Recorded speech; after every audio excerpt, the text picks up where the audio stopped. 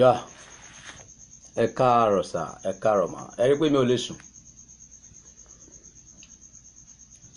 Tí ẹ bá mọ̀ wípé ẹ need Yorùbá nation, solution yín lélẹ̀.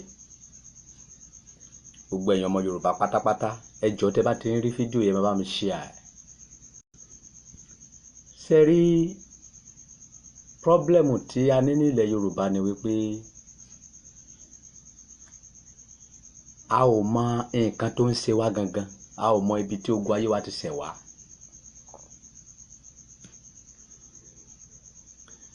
Ṣé ẹ rí àwa ní ìran Ísọ̀?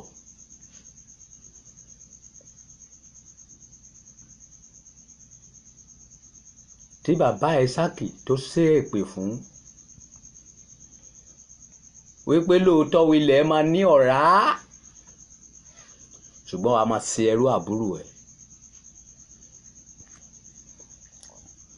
Ṣùgbọ́n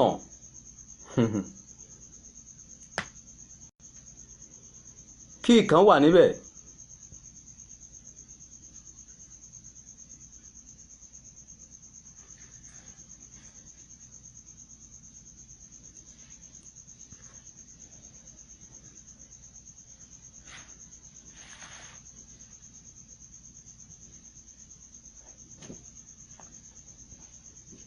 ẹ jẹ́ ká bẹ̀rẹ̀ láti verse Genesis 27. Ẹ jẹ́ ká bẹ̀rẹ̀ láti verse 37 yẹn ká gbọ́ kan.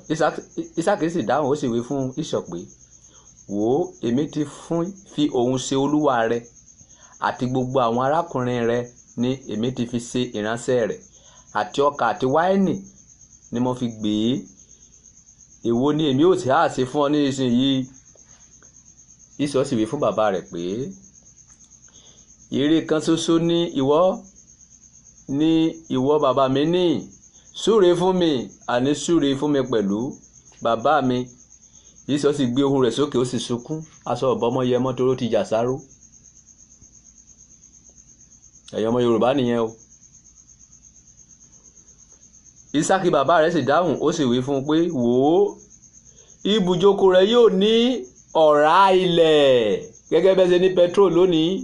Ibi tí ogun wa ti wá nìyẹn o, mò ń sọ fún yín ni o.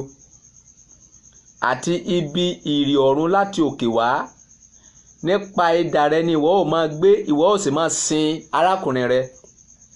Yóò sì ṣe nígbà tí ìwọ bá di alágbára tán, ìwọ ó sì já àjàgà rẹ̀ kúrò ní ọrùn rẹ. Solution ẹyọ kan tí Yorùbá ní mọ̀ nìyẹn. Nígbà tí a bá di alágbára tán la máa tó bọ́ lóko ẹrú. Báwo la ṣe lè wá di alágbára? Ṣé rí gbogbo nǹkan kan ní gidigidi ẹ ò lè fi gidigidi gba Yorùbá nation. Kò sí nǹkan tẹ́ lè ṣe, ẹ ò lè gbà. Kìí ṣe Yorùbá nation lẹ̀tọ́ wa. Àwa ló yẹ kó máa control gbogbo àgbáyé. Torí pé kí ni gbogbo àgbáyé yìí pátá Yorùbá ló ní. Ẹ bèèrè pé kí nìdí? Tó bá lọ Google ẹ̀ lórí íńtánẹ́ẹ̀tì wípé ta ni ọba àkọ́kọ́ ní gbogbo àgbáyé pátápátá, wọ́n á sọ fún ẹ wípé Sargon of Akkad. Tó bá wá béèrè wípé níbo ní Akkad ti wá, wọ́n ní Akkad is from Mesopotamia. Somebody shout hallelujah. Ṣé ń fi arabalẹ̀ bá ẹ̀kọ́ mi yẹn lọ? Torí gbogbo history tẹ́ sọ pé lọ ń kọ́ ní school mi ò rí. I don't understand. I don't understand the history tẹ́ lọ ń kọ́ ní school. Akkad yìí nígbà tá a máa lọ wò ní Bíbélì, ó jẹ́ ọmọ fún Númérọ́dù, ògbójú ọdẹ. Tó bá wá lọ Google wípé níbo ni Akkad ti wá, wọ́n sọ fún yín wípé Akkad come from Mesopotamia. Tó bá wá lọ Google wípé what is the meaning of Mesopotamia, wọ́n sọ fún ẹ wípé the meaning of Mesopotamia is between water and water. Láàárín omi Éfrátà between water and water, that is the meaning of Mesopotamia. Tẹ́ bá lọ Google wípé níbo ni Garden of Eden wà, wọ́n ní is from Mesopotamia. Nínú odù Ifá, ìtàn jẹ́ kó yé wa wípé Ọbàtálá ló dá ilẹ̀. Bí Ọbàtálá ṣe wá dá ilẹ̀, Ọbàtálá ló mọ ènìyàn. Definitely Ọbàtálá ló mọ Adam and Eve in odù Ifá. But in Al-Quran, Bíbélì sọ fún wa wípé a mọ̀, Ọlọ́run sọ pé òun nìkan lòun mọ̀, a dá ènìyàn ní omi jọ̀lọ̀jọ̀lọ̀ nígbà tó yá sọ wọ́n di ẹran. Nínú Al-Quran, nínú Bíbélì, wọ́n ní Ọlọ́run sì mọ̀ fi erùpẹ̀ mọ̀ ènìyàn. Ẹ rí pé mẹ́ẹ̀ta yẹn ó ṣiṣẹ́ takora. Nínú odù Ifá, Ọbàtálá òun ló mọ ara àwa ènìyàn. Ọbàtálá is from Yoruba, is Yoruba. Is from Ilé-Ifẹ̀, Ilé-Ifẹ̀ ló balẹ̀ sí. Now, ní báyìí a ti lost, Yoruba have lost already. Gbogbo agídí yẹn kò sí. Ìgbà tí àwọn òyìnbó fi wá gba agbára lọ́wọ́ wa, kí ni wọ́n fi wá? Nǹkan tí wọ́n fi wá gba agbára lọ́wọ́ wa rèé, is Bible. They come and preach for us the word of God. Tó bá gba ilé tí ọ̀tún kò yí tòsí sí wọn. They preach for us, preach for us, preach for us, because they use that preaching to collect the power from our forefather. Then they give us Bible. Odù Ifá, Yorùbá ló ní ẹ̀sìn. Odù Ifá, ẹ̀sìn ìbílẹ̀, ẹ̀sìn àbáláyé, is Yorùbá that have it. Where is our Bible? Now, if you want to collect Yoruba nation, if you want to collect your right, because Bible says, nígbà tí ẹ̀yin bá di alágbára tán, ẹ máa bọ́ àjàgà yẹn kó lọ́rùn yín. All Yorùbá, ẹ gbọ́dọ̀ lọ pọ́n ẹ̀sìn yín lé. We need Bible, we need Odù Ifá like a Bible, we need Odù Ifá like a Quran tó máa kárí gbogbo àgbáyé, káwa náà máa preach fún wọn, not by fighting. Tẹ́ bá lọ sí another country, àwọn òyìnbó wọ́n ní subject Ifá, but in Nigeria a ò ní. Jù pé kẹ́ máa pariwo hú nínú igbó. Tàbá bèrè lọ́wọ́ awo mi wípé what is the meaning of awo, kò mẹ́túmọ̀ ẹ̀. Gbogbo ọkọ̀ tó mọ̀ kò ju pé pamọ́lẹ̀ rádaràda iná máa sọ. Kí ló wà nínú èjì ogbè kò mọ̀? Kí ló wà nínú òtùrùpọ̀n kò mọ̀? Kí ló wà nínú ọ̀wọ̀nrìn méjì kò mọ̀? All Yoruba nation, your first action is not fighting, is not rally. We need Odù Ifá Bible, like Holy Bible like this. Tó wà máa káàkiri gbogbo àgbáyé tí àwọn èèyàn náà máa mọ̀ nípa ẹ̀sìn wa. Because ẹ̀sìn yín is a deeply something. Kì í ṣe kan tó hàn sáwọn ènìyàn. Àwọn ọ̀dọ́ wa, they don't know anything about Ifá. What they know is Bible and Quran. Tí ọmọ Yorùbá mi bá tó bá sọ kéwú báyìí, aláwọn agbára mi yá mọ́mọ́mọ́mọ́, kéwú is from Mecca. It's from Lárúbáwá, but àwa ẹ̀sìn àbáláyé Yorùbá ló ní. Yorùbá ò ní Bíbélì. And Odù Ifá have 16. Let me see it here. Odù Ifá have 16 head, like a Bible. Because by the time that we want to read Odù Ifá, they let us know that holy Odù, gẹ́gẹ́ bí Bíbélì ṣe jẹ́ Holy Bible, we have Holy Odù, Holy Bible and Holy Quran. Quran have where's my Quran self? Okay. Bible have 66 head. Al-Quran have 114 head. Odù Ifá have 116 head and 225.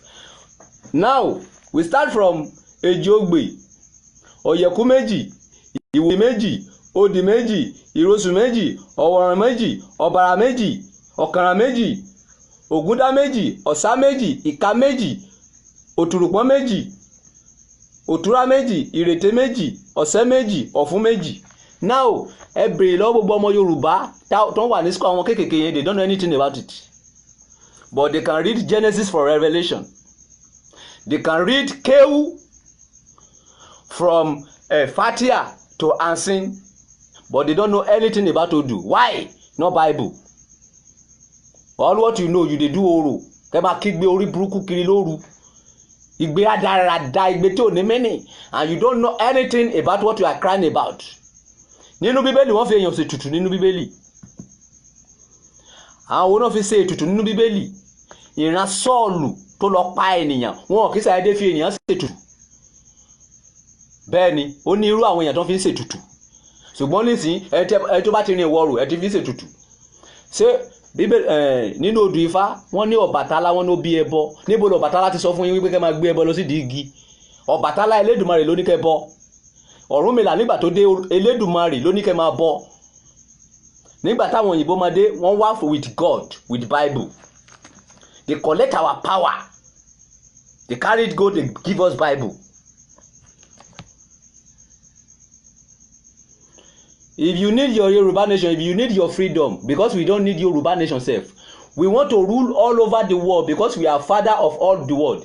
Tebalo Gogwe, we pay who is the first king in the whole world. They will say that Sargon of Akkad. And who is Akkad? Akkad is in the Bible. Go and open your Bible. Genesis. Genesis chapter 10.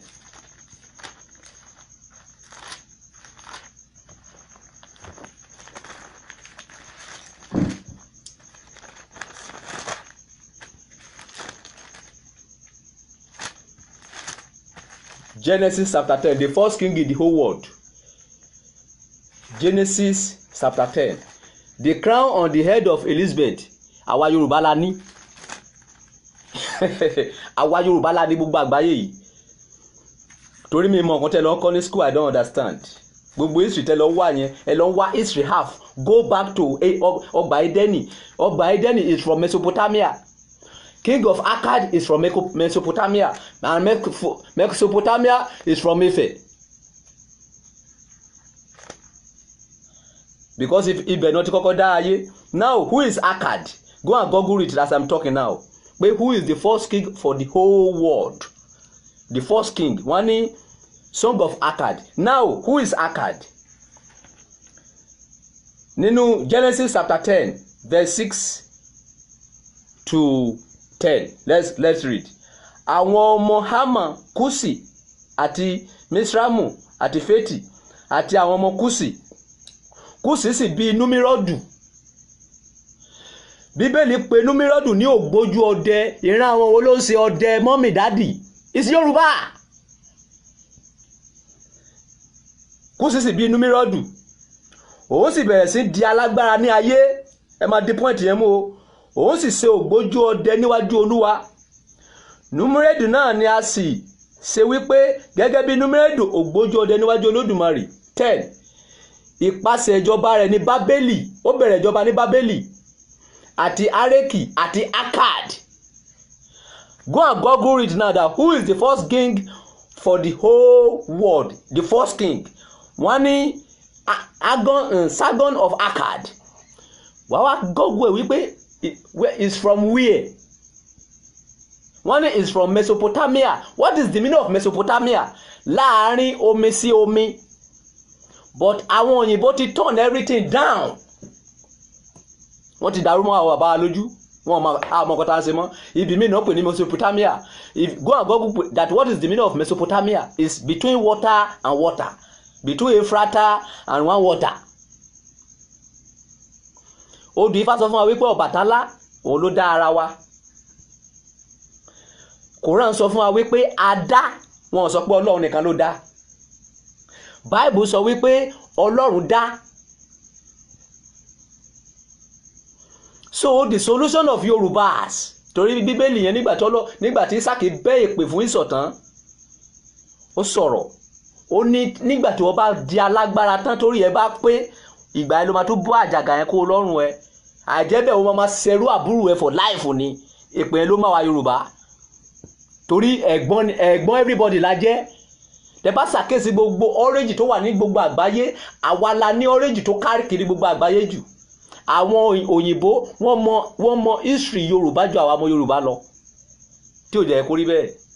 First action ilé tẹ́ fi lọ ra mọ́tò ẹ lọ wá Yorùbá nation kí tẹ́jọ́ ṣe gbá tẹ́ lọ ra mọ́tò tẹ́ lọ ṣe gbá yẹn tẹ́ lọ ra àbọ̀ yẹn. Nǹkan tẹ́ fẹ́ kọ́ gbájúmọ́ ìsìn ni wípé a nídìí odù Ifá tó máa complete, tó máa ṣe bí Bible báyìí, tó máa kárí gbogbo àgbáyé. Torí nígbà táwọn òyìnbó máa wá wọn kọ́kọ́ wá yọ̀bọ̀n tiwa, preaching náà gbé wá. Believe God.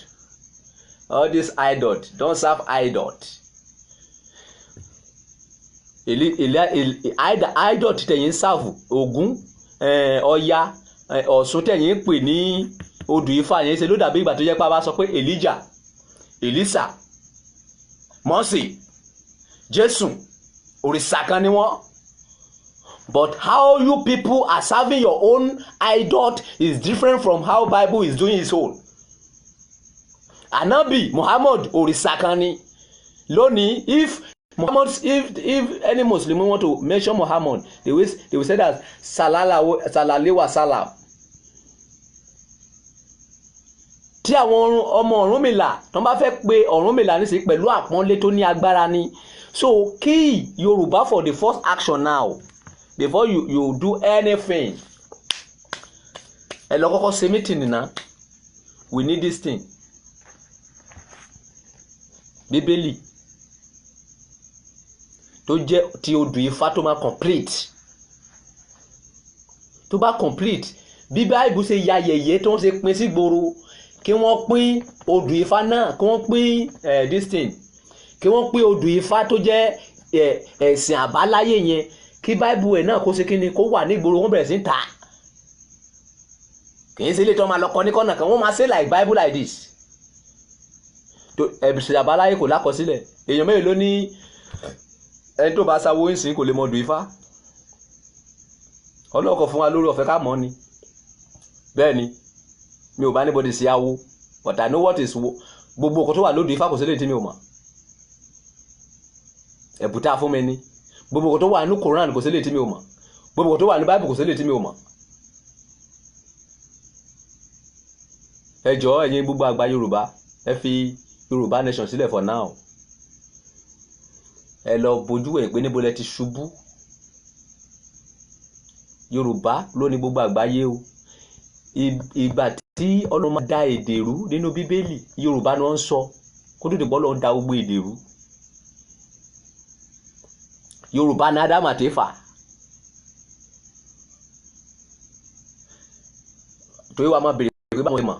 Ìdí tí mo fi mọ̀ ni wípé wọ́n ní Ọbàtálá, òun ló dá ilẹ̀ tí Ọlọ́run fún ní ṣéènì.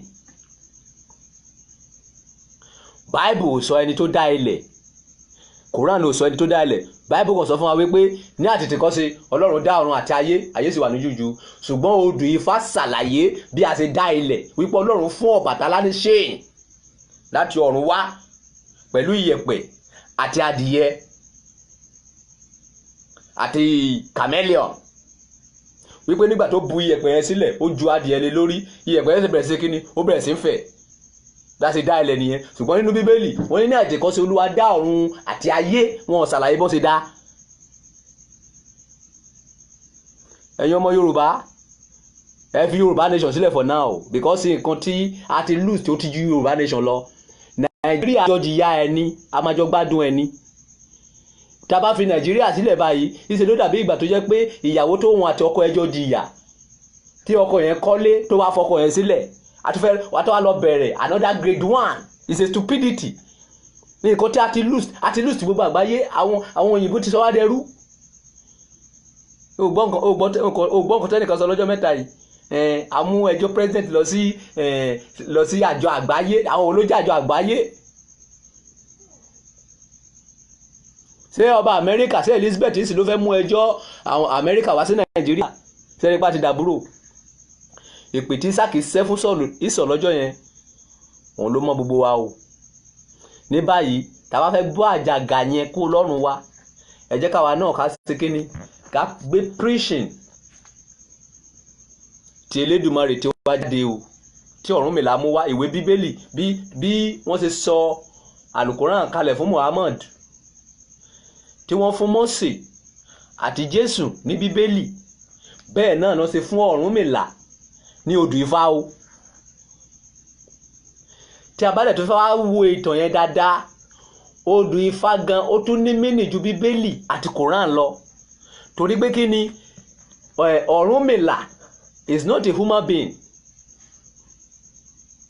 but a mọ ìyá Jésù, a dẹ̀ mọ ìyá ànábì pé èèyàn ló bí àwọn méjì, ṣùgbọ́n Ọ̀rúnmìlà kò ní bàbá o, kò dẹ̀ ní ìyá. Ṣùgbọ́n wọ́n sọ fún wa wípé iyèmí ìyá ilẹ̀ ló bí Ọ̀rúnmìlà nínú òkun. Olùfà sọ fún wa bẹ́ẹ̀. Bọ̀jú gbogbo ẹ̀ lọ, ìkọ́ tí wọ́n bá yín sọ lálẹ́ yìí ni wípé ẹ jọ̀ọ́ torí Ọlọ́run, ẹ̀yin ọmọ Yorùbá, ẹ ti ta ogún ìbí yín, ẹ ti ta fábùrò yín. Kí ni ogún ìbí náà? Gbogbo agbára yín. Kò sí ìtàn yín tó wà nílẹ̀ Yorùbá tí àwọn òyìnbó mọ̀. Your first action now, we need what? Odù Ifá, holy odù Ifá tó máa dàbí báyìí, tó máa ṣe sínú ìwé báyìí, tí gbogbo orí tó wà ní orí ẹ̀yìn tó máa pé, tí fàṣì ẹ̀ máa pé, tó máa ṣe sí inú bíbélì báyìí, tó máa káàkiri tẹ́lẹ̀ máa ṣe subject ẹ̀ ní school ní Nàìjíríà, ní ilẹ̀ Yorùbá. Nǹkan lé nǹkan ló máa ń jọ wá lójú, nǹkan tiwa ò kì í jọ wá lójú. Problem ta ní nílẹ̀ Yorùbá nìyẹn. Ẹlòmíín sì tó bá ṣe irun ojú báyìí ṣe lé wọn máa ṣẹ́yìn sókè báyìí, ọtí gbà sí wèrè. Ìjọ wo lẹ rí àwọn ìbò tó ń ṣe rádaràda yẹn? Gbogbo nǹkan tó bá ti wọ Nàìjíríà wọ́n máa gbà sósì, ẹ̀sìn dé wọ́n gbà sódì. Nísìnyí tí àfáà bá máa wà ẹ̀sùn, a ní Kírísítẹ̀nì ò kì í ṣe èèyàn. Tí Kírísítẹ̀nì bá máa wà ẹ̀sùn, a ní Mùsùlùmí ò kì í ṣe èèyàn. Ọlọ́run kè tó kó wa papọ̀, ẹyọ kan ni wá. Àlùkòrán ó sọ fún wa wípé Ọlọ́run tó dá wa wípé ò bá ṣe gbogbo wa ní ìjọ kan, ṣùgbọ́n kí a lè dá wa wò látara nǹkan tí a sọ̀ kalẹ̀ fún wa. Òun ló fà tó fi yà wá lọ́tọ̀ọ̀tọ̀, àti Mùsùlùmí àti Kìrìsìtẹ́nì àti àṣà àbáláyé. Ọlọ́run ló pe àwọn mẹ́ta. Ọlọ́run ló pe Ọ̀rúnmìlà, Ọlọ́run ló pe Jésù, Ọlọ́run ló pe Mósè, Ọlọ́run ló pe ànábì Muhammad.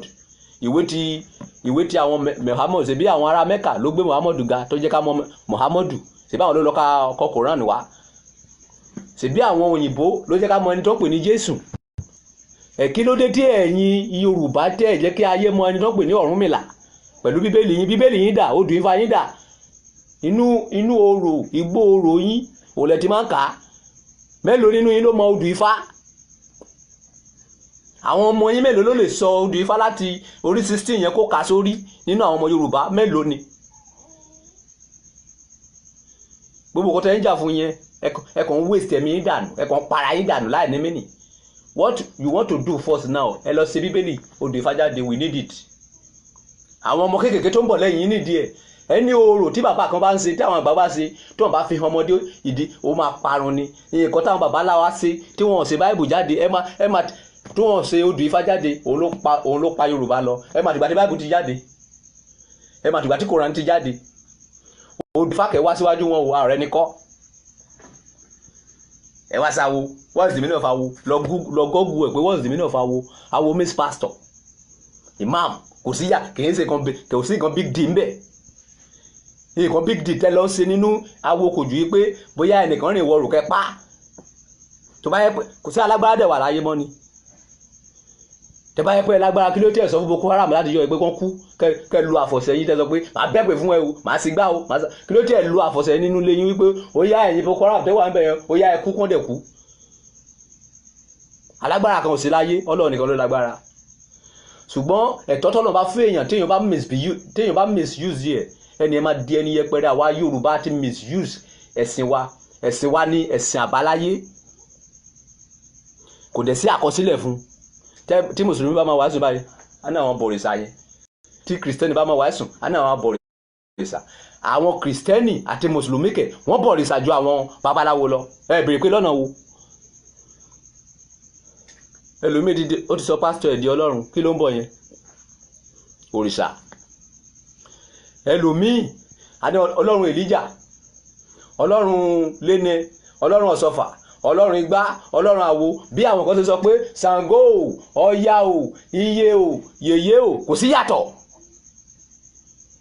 Ọ̀nà tẹ́gbà ń pè ló yàtọ̀. gbogbo alábọ̀rìṣà.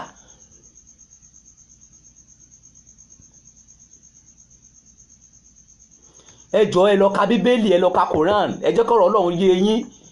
Nothing like ẹnìkan Christian ni o, ẹnìkan Mùsùlùmí ni o. Ẹni tí ìwà ẹ bá dá, bíbélì ti sọ, ẹni tí ìwà ẹ bá dá tó bọ̀wọ̀ fún òfin Ọlọ́run ló fẹ́ wọ ìjọba ọ̀run. Kì í ṣẹni tó ń ṣe Christian ló máa wọ ìjọba ọ̀run, kì í ṣẹni tó ń ṣe Mùsùlùmí ló máa wọ ìjọba ọ̀run, kì í ṣẹni tó ń ṣe awo ló máa wọ ìjọba ọ̀run. Ẹni tí ìwà ẹ bá dá tó dẹ̀ páyà Ọlọ́run nìkan ló máa wọ ìjọba ọ̀run.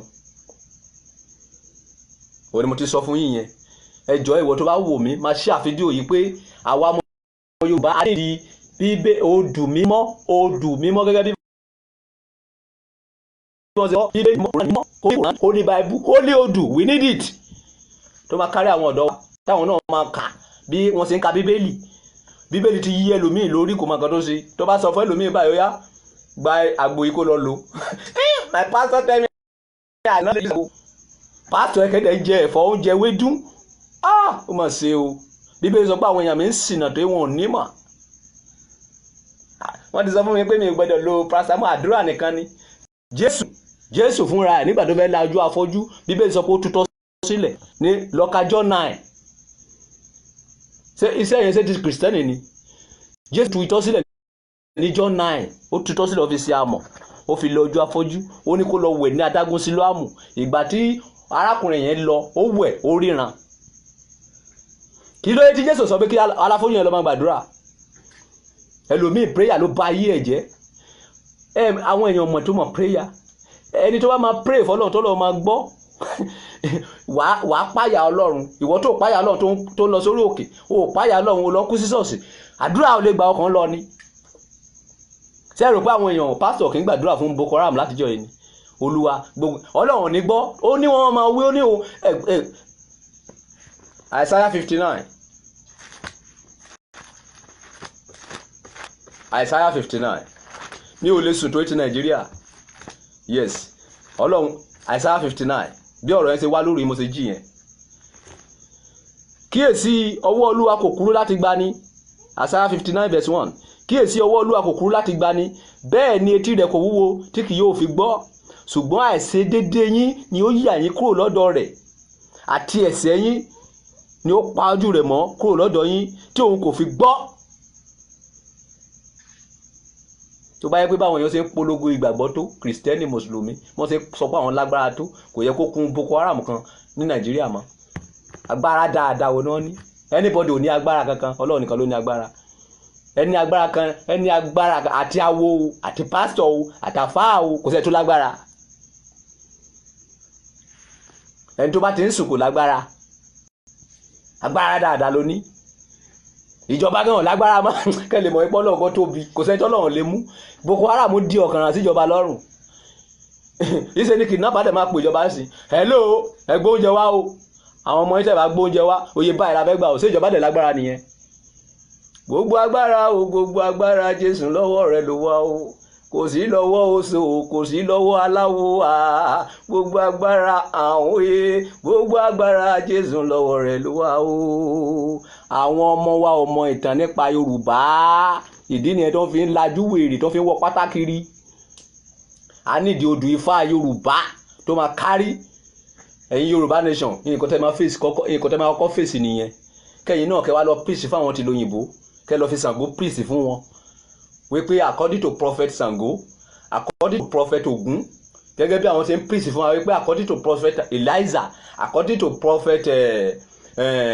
prophet Noah, according to prophet Jeremiah, ìwọ náà a máa sọ fún wọn wípé according to prophet Oya, according to prophet Ọ̀ṣun, wàá máa sọ fún wọn prophetess wà nínú odù Ifá, pastor wà nínú odù Ifá, gbogbo ẹ̀ ló wà.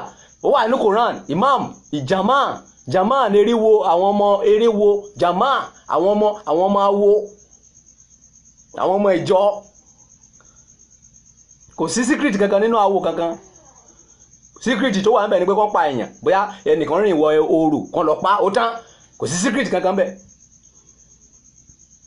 Gbogbo agbára tí ẹ ní, kò sí ẹni tó, Bíbélì sọ pé nípasẹ̀ àníyàn síta ló lè fi ìgbọ̀wọ́ kan kó ọjọ́ ayé rẹ̀. Ẹnìkan sọ pé òun lágbára ó dẹ̀ ń kú, ṣé òun lágbára nìyẹn? Òun lágbára náà, you don't have power. Àwa ọmọ Yorùbá ẹ jẹ́ ká ronú. èmi tó ń kọrin tí mo ń kọrin látijọ́ yìí wípé ẹ jẹ́ ká wà ní ìṣọ̀kan. I know what I'm doing. Bí Yorùbá bá yá lọ ẹ jẹ̀yà gbé ni. Ẹ máa tìgbà tí Yorùbá ti ń jìyà bọ̀ lórí Nàìjíríà, ẹ máa jọ gbòmìnira ní láti 60 years kí ìyàwó kan kó fẹ́ ọkọ kan, kí ọkọ yẹn kọ́lé, kó ra mọ́tò, kí obìnrin sọ pé ìyà ti pọ̀jù òun lọ. Á jẹ burúkú ìyà kó obìnrin yẹn kò ní rírù bẹ́ẹ̀ mọ́ títí tó máa fi kú. Yorùbá wọn ò lè control ara wọn, alátẹnujẹ ni wọ́n, torí wọn ò fẹ́ lọ síwájú ara wọn. Nàìjíríà tá wà yẹn jẹ́ ká kú fèsì ẹ̀. Ká nípa àwọn bàbá alábàbá wa fèsì ogun òyìnbó nígbà yẹn, ó ṣeéṣe kán ti tú Nàìjíríà sí. Àwọn fẹ́ gbòmìnira o, a fẹ́ gbòmìnira o. Òmìnira tó ń gbà ní 1960 kí ni èrè wa, kí la achieve? A ò rò yẹn kásá ti gbòmìnira ó kì í tán bá fún yín ní Yorùbá nation. Ìjẹ́ ti ẹ̀rọ wípé kí ló fẹ́ gbẹ̀yìn Yorùbá nation yẹn? Ẹ ní gbógun tira yín. Eléyìí tó jẹ́ pé ẹ̀gbọ́n tàbúrò ní ilẹ̀ Yorùbá wọ́n para wọn torí tó owó tó 85,000. Ẹ̀gbọ́n tàbúrò ní ilẹ̀ Yorùbá wọ́n para wọn torí ti oko, torí ti ilẹ̀. Ṣé ó máa kọ president yìí sìn tí Nàìjíríà tí ọmọ tí wọ́n máa sọ pé nísìnyí o president yìí o Ọ̀yọ́ náà fẹ́ gbé fún. Àwọn ọmọ Ondo state ló máa kọ́ dáhùn wípé kò jọ. Ìgbà náà á bẹ̀rẹ̀ ìtàn ta ló kọ́kọ́ délẹ̀.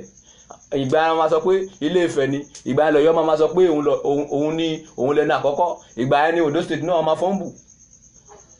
Ẹ̀yin Yorùbá ẹ lọ ronú nǹkan tó yẹ ká ṣe àgbájúmọ́, nǹkan tó yẹ ká gbájúmọ́.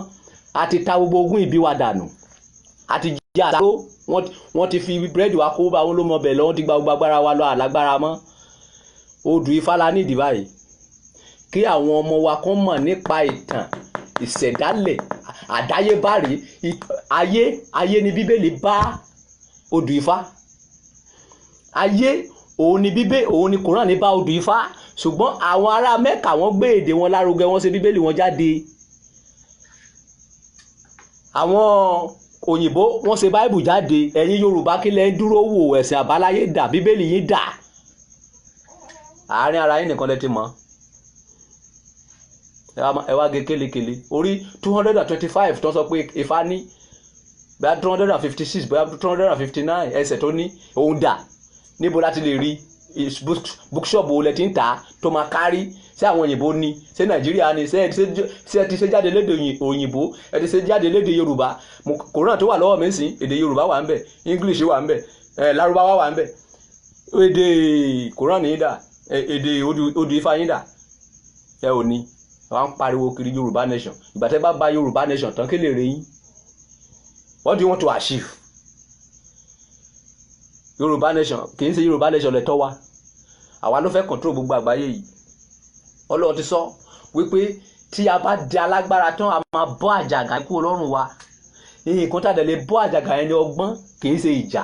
Ọgbọ́n ju agbára. Nígbà tó àwọn òyìnbó fẹ́ mú wa nǹkan tó gbé wá rí. I want to come and preach for you. Jesus is coming soon. All the power you have, go and throw it inside. Mo dẹ̀ ka ìwé ti tèmi kẹ̀ nínú Bíbélì yìí. Ṣebí ẹ mọ̀ pé Paul ọmọ ìta ni tẹ́lẹ̀, area ni. Paul tó bá dé Saul tó bá dé Paul.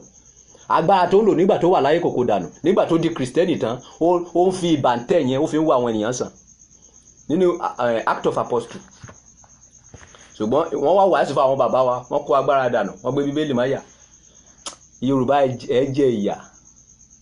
Àfi tí ẹ bá lọ ti sẹ́lẹ̀ nǹkan tí mo sọ fún yín, a ní ìdí Odù Ifá mímọ́ tó máa kárí gbogbo àgbáyé, whether you like it or not. Nǹkan tó fẹ́ lọ sẹ́lẹ̀ nìyẹn. Gbogbo ariwo tẹ́ ń pa yẹn kò sí solution. Kẹ́ lè mọ̀ wípé agbára tí wọ́n lò tẹ́lẹ̀, agbára tí Paul ń lò tẹ́lẹ̀ kò sọnù. Jẹ́ ká lọ sí Act of Apostle, wọ́n tó bá ní Bíbélì. Act of Apostle. Gbogbo ẹgbẹ́ ló kó sí mi lórí o. Kò sí nǹkan tó wà ní Odù Ifá tí mi ò mọ̀, kò sí nǹkan tó wà ní Bíbélì tí mi ò mọ̀, kò sí nǹkan tó wà ní Kòrán tí mi ò mọ̀. Mo ṣe pé èmi nìyẹn. Area boys lèmi tẹ́lẹ̀ o. Ṣùgbọ́n ìgbà tó ọ̀run dá mi padà wá sílé. This thing, Act of Apostles chapter 19. Ẹ jẹ́ ká kà ní verse 11 to 12. Kẹ́ lè mọ̀ wípé agbára tí Paul lò tẹ́lẹ̀ kòkó dànù. Ẹ̀yin lẹ́yìn kó ti ń dànù tẹ́sọ pé ẹ ti gba Jésù. Jésù fúnra agbára tó ń lò tẹ́lẹ̀ kòkó dànù. Ó gbọ́ ni. Bíbélì sọ pé nígbà tó ń pa Jésù wípé aṣọ tó wọ̀ sísàlẹ̀ kò lójú ibi tó ti rán. Ṣebí wọ́n ló fún? Ó mà ṣe o. Àwọn èèyàn mi ṣègbè tó wọ́n nímọ̀. Act of Apostles chapter 19 verse 11 to 12. Ọlọ́run sì ti ọwọ́ Paul ṣe iṣẹ́ àkànṣe tó bẹ́ẹ̀ tó fi mú gèlè àti ìbàǹtẹ́ ara rẹ̀ tọ̀ àwọn olókùnrin lọ, àrùn sì fi wọ́n sílẹ̀. Kí ló ń pè ní ìbàǹtẹ́? Tí àwọn pásítọ̀ ẹ bá máa túmọ̀ ẹ̀ fún ẹ, wọ́n ní aṣọ téèyàn kan wọ̀ sábẹ́ irọ́ ló pa. They know the meaning, they don't want to tell you. Secret yẹn làwọn lò ní sọ́ọ̀sì táwọn fi ń ṣe pásítọ̀ tó fi ń gba gbogbo owó yín tán. They are liar. Ẹni pásítọ̀ tó bá ti ń sọ pé mùsùlùmí ò kì í ṣe èèyàn, kìrìsìtẹ́nì ò kì í ṣe èèyàn, kì í ṣe pásítọ̀ Ọlọ́run. Pásítọ̀ Ọlọ́run gbọ́dọ̀ wá sí tó máa kó gbogbo àgbáyé mọ́ra. Ọ̀kan lọ́lọ́run, ìfẹ́ lọ́lọ́run. Ọlọ́run ò ní sọ pé kẹ́ yapa láyé. Nǹkan tó fà tọ́lọ́run fi sọ pé kéde àwọn èèyàn dàrú òun ni wípé wọ́n kọjá ààyè wọn, wọ́n ní wọ́n fẹ́ kọ́ ilé. Númérọ́dù yìí náà ni àkókò tí númérọ́dù tí mo kà lẹ́ẹ̀kan yẹn náà ni wọ́n fẹ́ kọ́ ilé látayé lọ dé ọ̀run. Ọlọ́run wá bojú wò wọ́n pé àwọn ènìyàn wọ̀nyẹn wá wò wọ́n o, wọ́n ti kọjá ààyè wọn o. Tá bá fún wọn sílẹ̀ báyìí kò sí nǹkan tó ń ti rò lọ́kàn wọn tó wọ́n ní ṣe. Ẹ jẹ́ ká da èdè wọn rú. Òun ni Ghana fi jáde, òun ni Kútọ́nù fi jáde, òun ni Hausa fi jáde. We are speaking the same language before. Ìgbà táwọn òyìnbó ti wá wò pé àwa ní ìsọ̀ tí Isaac ṣe àdúrà fún wípé lóòótọ́ ilẹ̀ yín máa ní ọ̀rá ṣùgbọ́n ẹ máa ṣe aró àbúrò yín, ṣùgbọ́n nígbà tẹ́ bá di alágbára tán ẹ máa bọ́ àjàgà náà kú lọ́rùn yín. Ṣùgbọ́n nísinsìnyí àti ìtúdà alágbára, kí lálẹ́ lè fi dá alágbára? Òun rèé, òun ni odò Ifá yẹn. Nígbà tá a bá ti bẹ̀rẹ̀ sí preach ẹ̀ nísìnyí, ẹ̀yin náà ẹ ò ní sọ wípé òrìṣà tẹ̀yìn ń pè yẹn, anything can be òrìṣà. Go and Google what is the meaning of church. Church is assembly. What is the meaning of mosque? Mosque is a temple or place of worship. Anything ojú ayé la temple ni now. Wo lè ṣe temple sí yàrá ẹ. Ṣùgbọ́n nísìnyí we believe that ṣọ́ọ̀ṣì ibi tí wọ́n ti ń gbá wa yẹn gangan ó ní headquarter ibi tọ́lọ́run ń gbé. Inú yàrá wo lè create church síbẹ̀. Ọlọ́run ò mọ anything about Christian. Ọlọ́run ò mọ anything about Muslim. Ọlọ́run ò mọ anything about ẹ̀sìn àbáláyé. Nǹkan tí Ọlọ́run mọ̀ ní wípé Àlùkùránì ni tó ń sọ̀kalẹ̀ yìí o, gbogbo ayé ẹ bẹ̀rẹ̀ sí foríbalẹ̀, kẹ́ bẹ̀rẹ̀ sí kíní, kẹ́ bẹ̀rẹ̀ sí sin òun. Àwọn kan ló lọ kóra wọn jọ tó ń sọra wọn ní mùsùlùmí. Àlùkùránì ẹ wà ń bí tí máa kóòtù ẹ̀ fún yín. Ẹni tó pè wọ́n ní mùsùlùmí, Abraham ló sọ wọ́n ní mùsùlùmí, kì í sọ Ọlọ́run. Kristẹni, Antioku náà ti pè wọ́n ní Kristẹni, kì í sọ Ọlọ́run ló sọ wọ́n ní Kristẹni. Quran Ọlọ́run sọ̀kalẹ̀ fún gbogbo àgbáyé. Bible ọ̀run sọ̀kalẹ̀ fún gbogbo àgbáyé. Odù Ifá ọ̀run sọ̀kalẹ̀ fún gbogbo àgbáyé, kì í ṣe fún ẹ̀sìn kan. Tẹ́ bá lọ wọnú Bible, àwọn ẹsẹ̀ tí wọ́n ti yọ kó ní Bible yàgé ká fún yín kẹ́ lè mọ̀ pé lọ́nbì ṣeréṣeré. Bíbélì tẹ́ kà yìí ẹsẹ̀ tí wọ́n ti yọ sí kúrò níbẹ̀ is 19. The book of Judith a ò rí nínú Bíbélì yìí. Wisdom of Solomon kò sí nínú Bíbélì yìí. Electistus, Brush, the Apostle of Jeremiah kò sí nínú Bíbélì yìí. The prayer of Asariah kò sí nínú Bíbélì yìí. Baal and the dragon kò sí nínú Bíbélì yìí. Prayer of Manasseh kò sí nínú Bíbélì yìí. Tẹ́ bá ṣàkíyèsí bá ka Bíbélì kan lọ, wọ́n ní a ó rí nínú ìwé àwọn ọba, ọjọ́ àwọn ọba. Nínú Quran is not 114. Quran is 116. Wọ́n yọ méjì kúrò. Nínú Hadith ó mà ṣe o, àwọn èèyàn máa wò pé níbo ni màá ní ti rí kíní yìí. Nínú Hadith number 1944 ní ìsúná Ibu Majad, ìyàwó Ànábì Muhammadu sọ wípé ewúrẹ́ ó wá ó ya apá kan Kùránì ó yá jẹ, ewúrẹ́ yẹn disappear. Ṣùgbọ́n nǹkan ẹyọ kan tí wọn ò rí yí nínú Bíbélì, tí wọn ò rí yí nínú Kùránì, tí wọn ò rí yí nínú Odù Ifá ni wípé ẹ wà ní ìfẹ́, ẹ foríbalẹ̀ fún Ọlọ́run yín. Nǹkan tó ń rí tọ́ọ̀ṣì nìyẹn. Gbogbo nǹkan tó kù náà ti twist. Olúkàwọn kan kọ́ tọpọlọ ẹ̀ síbẹ̀. Ṣùgbọ́n ìbẹ̀rù Olúwa ní ìpilẹ̀ṣẹ̀ ọgbọ́n. Àlùkùránì kẹ́ sọ pé ẹ máa kírun kẹ́ máa yan sàká, ẹ máa ṣàánú ló ń sọ fún yín yẹn. Sàká ò kì í ṣe ti ìmáàmù o. Sàká wà fún àwọn tálákà. Ìdámẹ́wàá kì í ṣe fún ti pásítọ̀ o, wọn ò ní ká fún yín o. Ìdámẹ́wàá wà fún àwọn ọmọ Léfì. Ẹbọ kì í ṣe fún ìdí igi o, kì í ṣe fún Tolúawo o. Ẹbọ tí Ọ̀rúnmìlà tó bá lọ gọ́gù ẹ̀ wípé tó bá lọ bèrè wípé ta ni ọmọ Ọ̀rúnmìlà, wọ́n á sọ fún yín wípé ẹbọ ni ọmọ Ọ̀rúnmìlà. Ẹbọ tí Ọ̀rúnmìlà bí ó ní kó máa fi ṣoore fáwọn ọmọ ènìyàn ni o. Gbogbo ẹ̀yin ọmọ Yorùbá àtàtà, àfi èsì tí mo pè yín sí ẹ tíǹkìlẹ̀, ẹ má sọ pé ọmọ òwò ló tiẹ̀ ń sọ̀rọ̀, kí ló tiẹ̀ ń ṣe kàbí bọ̀bọ̀ ẹ ti ya wèrè ni. Mi ò ya wèrè, I know what I'm talking. We need odù Ifá. Àwọn ọmọ wa wọn mọ anything nípa Yorùbá. Ọmọ tí o mọ̀ kan ní ìbẹ̀rẹ̀ ayé o ṣàdédé lè pé kó wá máa sin nǹkan. Wọ́n ní tó bá máa pe àwọn ọmọ ẹ̀ sí pé ó yá jẹ́ ká lọ sójú mọ́lẹ̀, wọ́n ní kí ló ń sọ yìí, wọ́n ní idot. People does not know the difference between abọ̀rìṣà àtẹni tó sin Ọlọ́run. Àwọn kan ń bọ ẹ̀sìn, wọ́n ní wọ́n sin Ọlọ́run. Ìwọ tó ń pe àwọn èèyàn sí ṣọ́ọ̀ṣì, ẹ wá ṣọ́ọ̀ṣì wa lọ́lọ́run wà. Ṣé wo tẹ̀lé òfin Ọlọ́run? Ṣé nǹkan tó Ọlọ́run sọ pé kó máa sọ nìyẹn? Ẹ lọ sí gbogbo ayé kẹ́ lọ jẹ́rìí mi, ẹ lọ pẹ̀lú ìhìn rere. Nígbà tí Jésù dé Jerúsálẹ́mù, ó ní wọ́n sọ ilé òun di ilé ọjà títà àti ilé ihò ọlọ́ṣà.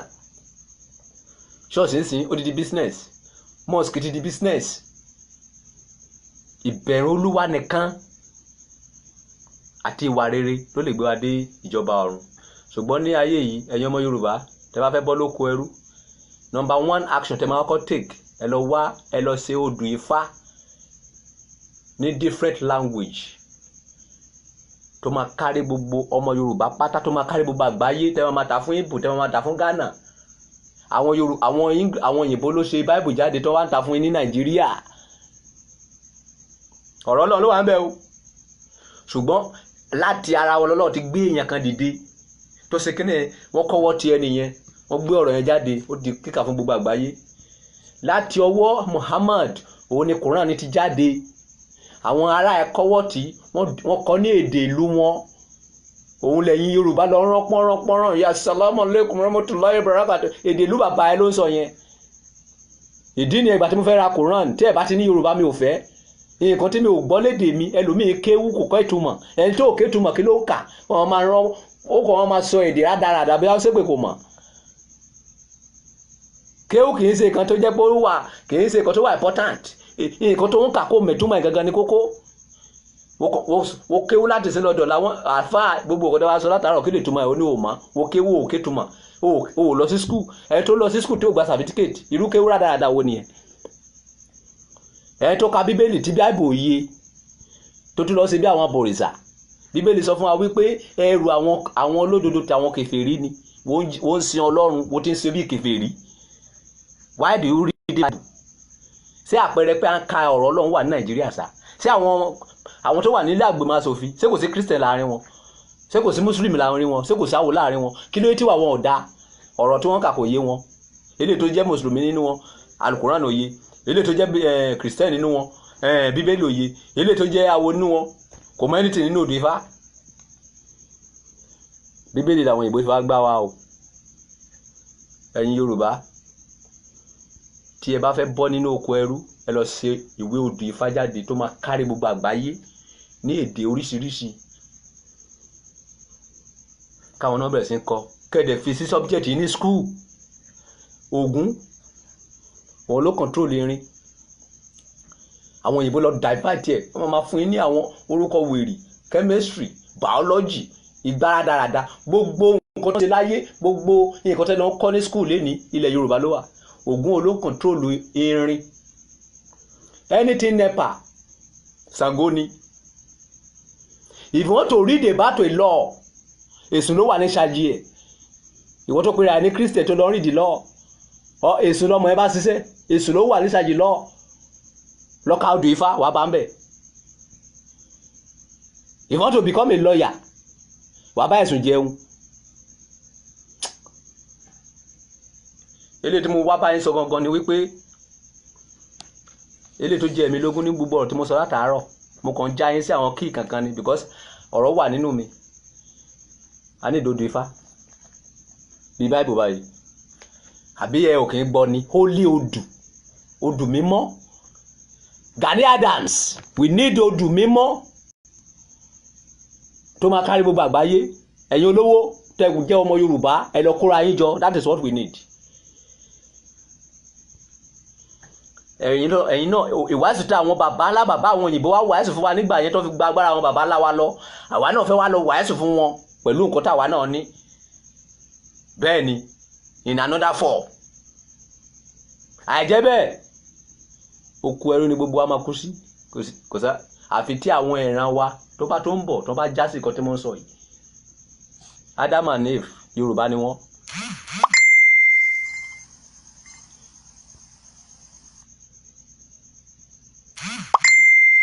ok gbogbo ẹ̀yin tẹ́ ń gbọ́ mi tẹ́ ń wò mí ní Nàìjíríà a nídìí ìwé odù Ifá o Ọlọ́run ṣẹ́gun fún wa àníri dàmú àníri pọ̀njú ó kù sọ́wọ́ yín ó kù sọ́wọ́ mi Nàìjíríà yìí ti gbogbo wa ni kó má gbọ́dọ̀ bàjẹ́ ẹ jẹ́ ká fọwọ́ pọ̀ ká fi mọ̀ ṣọ̀kan gbé kájọ gbé àwọn dìdìrín kan wọ́n sọ fún mi wípé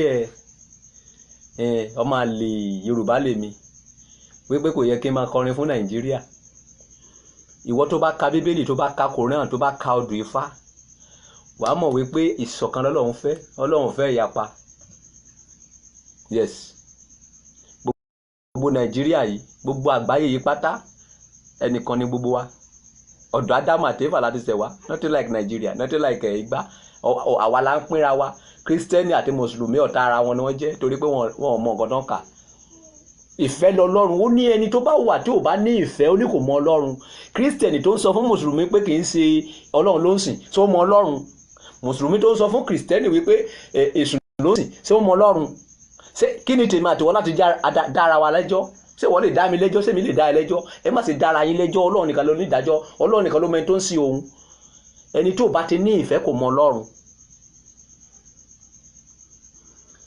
ṣé ẹ̀rọ pọ́ Ọlọ́run sùn ní kó lóde pọ́ mú Sunday Igboho ni gbogbo àwọn èèyàn tó ń pa yẹn nílé ẹ̀ yẹn tó ń pa nínú Yorùbá rally yẹn tálẹ̀ rò pọ́ Ọlọ́run máa kà sí lọ́rùn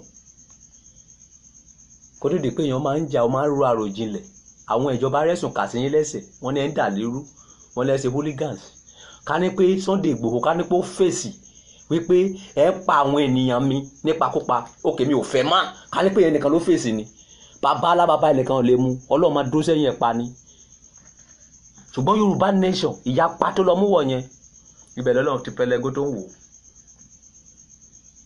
Ọlọ́run ò fẹ́ yapa Ọlọ́run nìkan ló ní agbára láti mú ènìyàn yapa Ọlọ́run nìkan ló lágbára láti tó nǹkan Ọlọ́run nìkan ló lágbára láti tó ká èmi àti ẹ̀yin a ò ní agbára kankan láti tún nǹkan ká tọ́lọ́run bá sọ wípé Yorùbá nation máa wà ọwọ́ Ọlọ́run nìyẹn wà kì í ṣe by power kì í ṣe by ìpànìyàn kì í ṣe by rally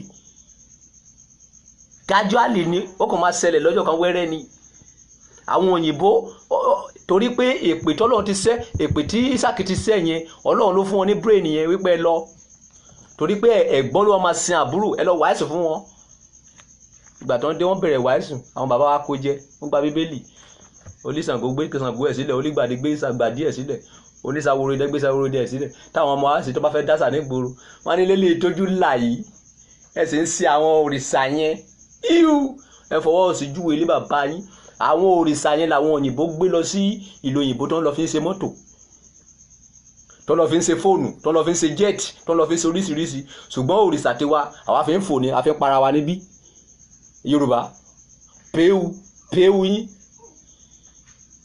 ẹ má ìtẹ̀rẹ̀ ronú padà gbogbo ìjà tẹ̀ ń jà yẹn lọ stop àjẹbẹ̀ kó máa para yín dànù ìjọba Ọlọ́run àfọwọ́ ti bàbá yẹn kí ìjọba ru anybody nǹkan tẹ́ fẹ́ gbájúmọ́ ẹ̀sìn we need Bible we need holy Quran holy odù Ifá tó jẹ́ ti ẹ̀sìn àbáláyé ti Yorùbá torí Yorùbá ló ní ẹ̀sìn yẹn ẹ lọ sí Brazil kẹ́ lọ béèrè nípa odù Ifá wọn tó máa sọ ìtàn odù Ifá ju àwa tájọ́ ọmọ Yorùbá lọ ṣé ẹ mọ̀ pa máa lè ló pọ̀ jù nínú Yorùbá ọmọ Yorùbá tí ò mọ ọkọ̀ tó pè tí ò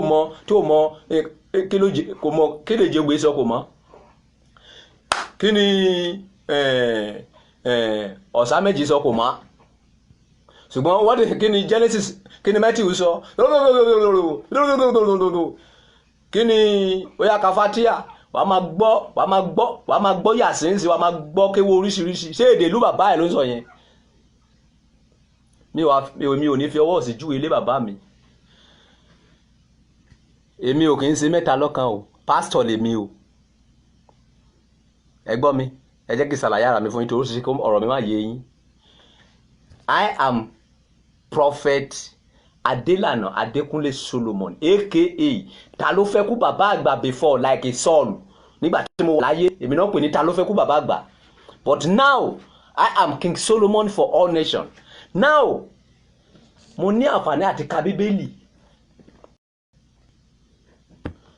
mo ní àǹfààní àti ka Quran, mo ní àǹfààní àti ka odù Ifá tí mo wá kà, Bíbélì tí mo wá kà, Quran tí mo wá kà kò fààyè gbà wípé kémi sọ fún àwọn awo wípé òrìṣà náà ń bọ̀. Kò fààyè gbà kí n sọ fún àwọn pé àwọn Kírísítẹ̀nì wọn ò sí lójú ọ̀nà. Kò fààyè gbà kí n sọ fún Mùsùlùmí pé kì í sọ Ọlọ́run ló sìn. Ọlọ́run sọ fún mi wípé gbogbo nǹkan tí èèyàn bá fẹ́ ṣe kó wà nínú ìfẹ́. Ó ní kẹ́ fi èpò àti àlìkámà sílẹ̀ kó máa dàgbà pọ̀. Tó bá tó àkókò olùkórè tó olùkórè bá dé, olùkórè ló máa yọ èpò kó ní àárín àlìkámà. Not by power. Mi ò ní agbára láti dá ọmọ ìjọ mi kankan láì bí wípé ìwọ ò mọ ẹlòmíín sìn ọkọ ẹ máa pè é lé.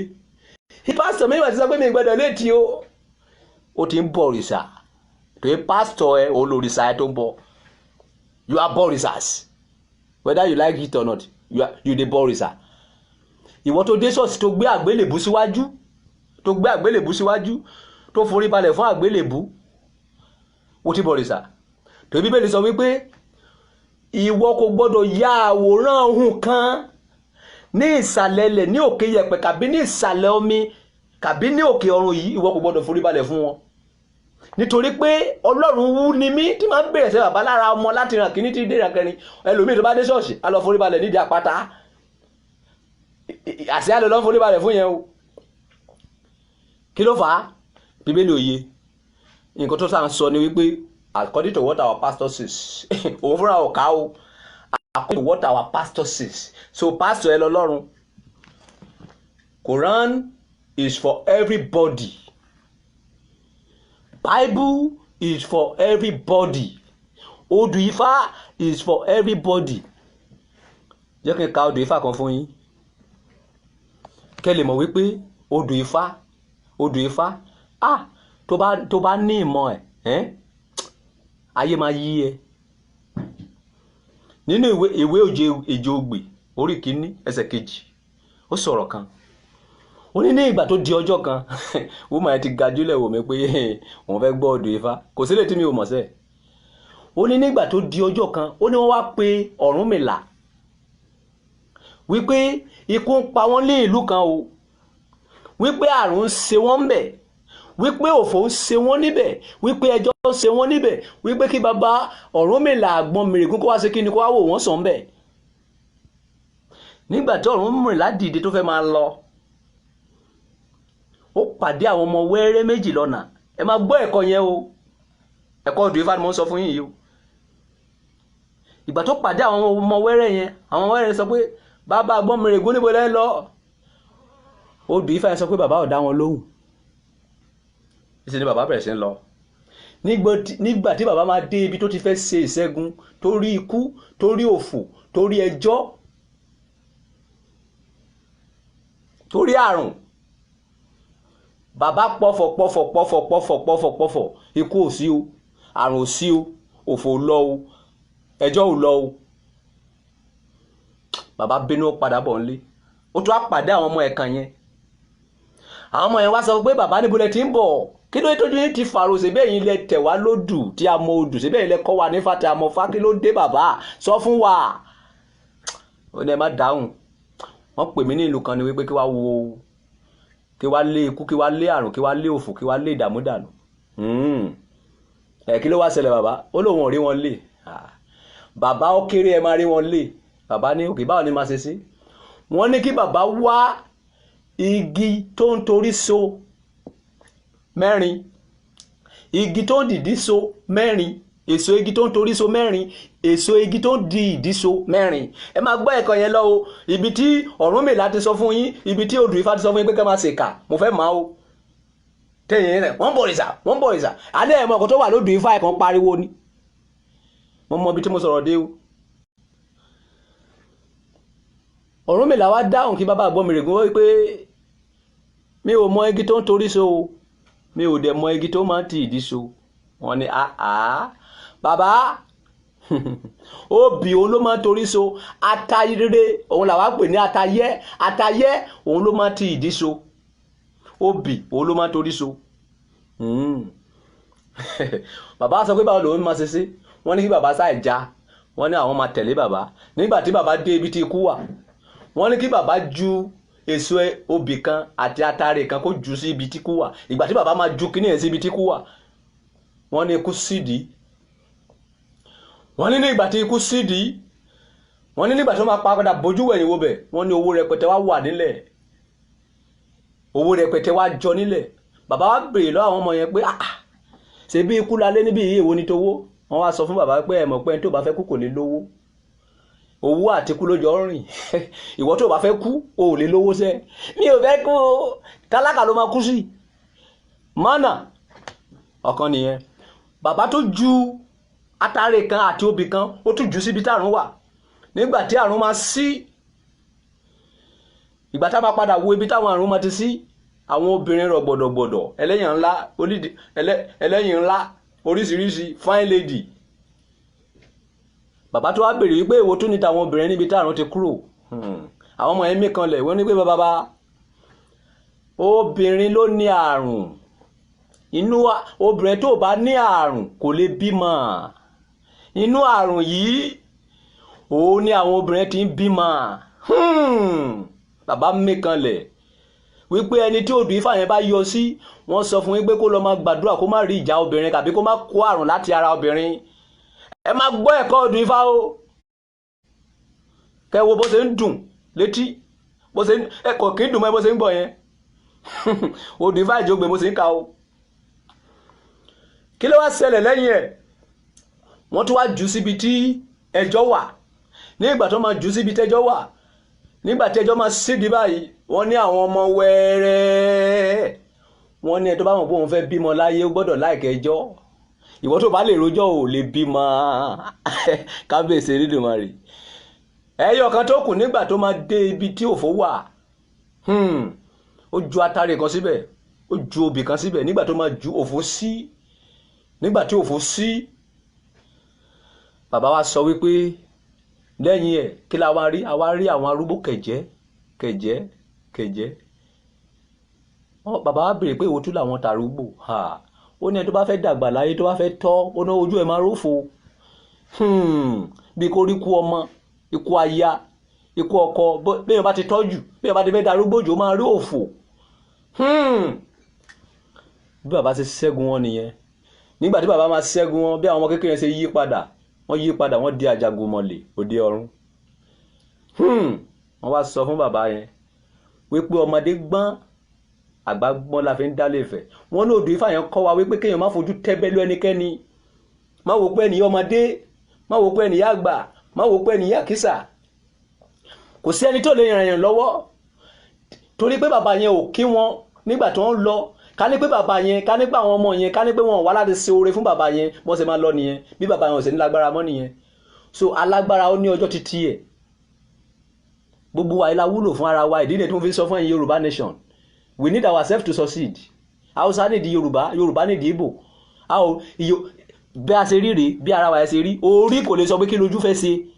Ojú ò lè sọ pé kí lẹnu máa ṣe. Ẹnu ò lè sọ pé kí lọ́wọ́ máa ṣe. Ẹnu ò lè sọ pé mo lè dá dúró. Ẹ jẹ́ ká di ẹnu wa. Gbogbo ara ó kàn dẹ́m. Ó kì ká dijú, gbogbo ara sókùkù. We need ourselves. Ẹ jẹ́ ká máa forí rọ lọ. Nǹkan tí solution ni wípé kí gbogbo aká kóde mọ́ra ká bá àwọn aṣebi wí. Ẹni tí ò bá da ẹ jẹ́ ká lè dànù. Ẹ̀yin aláwo tẹ́ sọ pé lóògùn, ẹ̀yin ìmáàmù tẹ́ sọ pé ẹ lè kéwú, ẹ̀yin pásítọ̀ tẹ́ sọ pé lágbára, ẹ kéwú kí Buhari kó sùn kó má jí, tẹ́ bá mọ̀ pé òun ló ń disturb yín. Ìgbà la mọ̀ pé lágbára. I have power màá ṣe gbá màá ṣàwò àwọn orí kan lè ṣe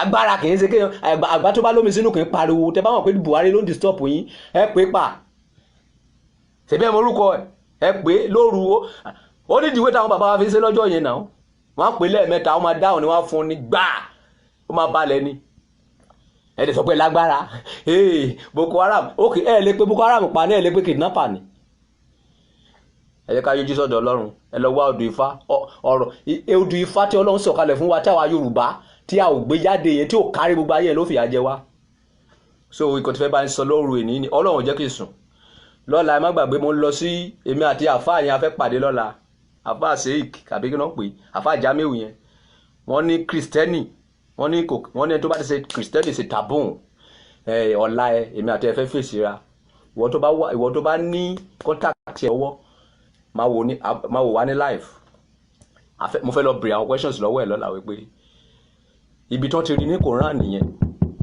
wípé ẹni tó bá ti ṣe kristẹni ṣe tabun kọ́ńkà fún mi mo fẹ́ rí bóyá ọ̀la gan lèmi máa di mùsùlùmí àti ìmọ̀ so ẹ máa rí wa ní live lọ́la tí ẹ bá dẹ̀ rí wa ní live tí n bá dé tí mo bá sì ní mẹ́gì sórí fóònù mi láti fi ṣe live yẹn màá fi díò ẹ̀ wá gbogbo yín máa wò nǹkan tájọ sọ so gbogbo àgbáyé òun lọ́lọ́run rán mi sí kì í ṣe Nàìjíríà nìkan anybody lọ́lọ́run rán mi sí ìfẹ́ lọ́lọ́run dẹ̀ sọ pé kí n máa sọ nípa ẹ̀ nǹkan tó bá lè so pọ̀ papọ̀ ìgbọ́dọ̀ túká àbí kí n máa dojọ́ nǹkan tó máa gbé Yorùbá dúró for first action now ẹ lọ gẹ̀ẹ́tì odù Ifá gbogbo ẹ̀yin ọmọ Yorùbá wa ẹ lọ gẹ̀ẹ́tì odù Ifá kẹ́pẹ́ fún àwọn ọmọ skul kẹ́pẹ́ fún àwọn ọmọ iléèwé kẹ́pẹ́ fún àwọn ọmọ kéékèèké àwọn ọ̀dọ́ wa kí wọ́n ka ẹ̀tàn tí wọ́n bá ka ẹ̀tàn yẹn wọ́n máa ní interest sí kì í ṣe kí wọ́n máa kà á ní Google kí wọ́n máa kà á ní talent torí wọn lè rí kà tán ìdíje odù Ifá kan gbé jáde orí verse 25 tó níyẹn 220 kìíní tó níyẹn kan gbé gbogbo ẹ̀ jáde kó dàbí Bible yìí kó kárí wa káwa náà mọ̀ nípa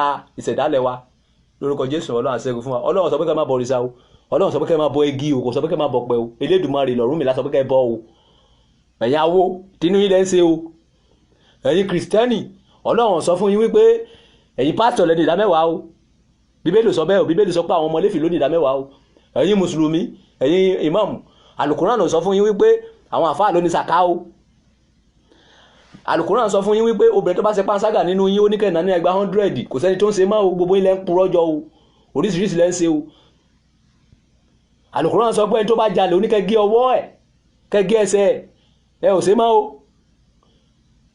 kàmpéènì lẹ́ lọ́n ṣe kiri o olí báìbù padà sínú báìbù ẹ̀ olí Kùránì padà sínú Kùránì olódù Ifá padà sínú òdù Ifá kájọ mọ òtítọ́ ọ̀rọ̀ Ọlọ́run tá bá mọ òtítọ́ ọ̀rọ̀ Ọlọ́run ìgbà ìlànà tó lè control Nàìjíríà tó máa tùbà tó máa tùṣẹ́ àti fi ọ̀rọ̀ Ọlọ́run sílẹ̀ ọpọlọ wa ládẹ́ ń lò Bíbélì kẹ́ sọ wípé gbogbo ọgbọ́n ayé yìí ó ní wèrè ní lọ́dọ̀ Ọlọ́run báyìí ni mo dúró ọba Solomoni tún lọ nìyẹn mo fẹ́ lọ múra sílẹ̀ fún ìrìnàjò mi láàárọ̀ la bye for now God bless you all.